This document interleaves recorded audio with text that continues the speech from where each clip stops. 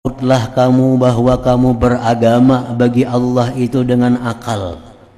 Beberapa kali beliau pengarang menyebut ini, bahwa beragama itu jangan melalui akal.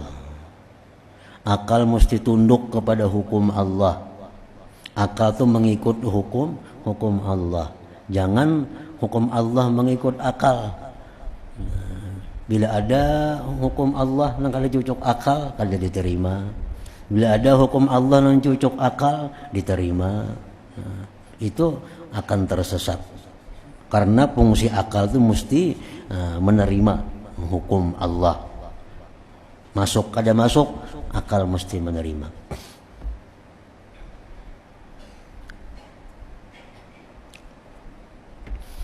Nah, dicontohkan di dalam ilmu tauhid.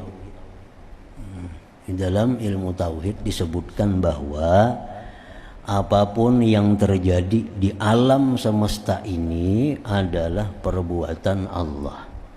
Nah, itu keyakinan. Bila ada meyakini itu, dia syirik. Apapun yang terjadi, apapun yang bergerak, yang bergerak yang diam itu adalah dari Allah.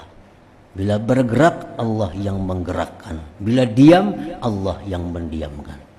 Kada ada sesuatu yang terlepas dari Allah. Nah, itu hukum Allah.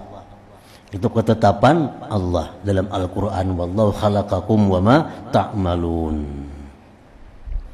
Lalu ada akal kita yang kada menerima itu. Kalau ada akal yang kada menerima itu, ya turuti apa yang di Quran. Buang akal. Nah, kita ambil contoh misalnya. Nah, cincin di tangan kita. Cincin ini begitu jari kita bergerak, jari bergerak, cincin bergerak juga. Jari kita diam, cincin diam juga. Nah, kalau menurut akal, cincin ini bergerak karena jari bergerak. Itu akal. Cincin diam karena jari diam. Jadi cincin ini bergerak 4 jari. Nah, itu hukum akal.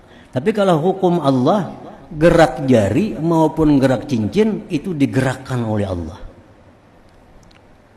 Kenapa cincin bisa diam? Karena jari diam, itu akal. Kenapa cincin diam? Karena didiamkan oleh Allah, itu tauhid. Kenapa cincin bergerak? Jari bergerak, itu akal. Tauhid bang karena digerakkan oleh Allah. Nah, itu hukum tauhid, hukum Allah Ta'ala. Jadi di situ akal kada kita pakai. Ini cincin ini bergerak bukan karena lahir dari gerakan jari, kada. Cincin ini digerakkan oleh Allah. Nah, itu hukum Allah. Bahkan masuk akal, buang akalnya.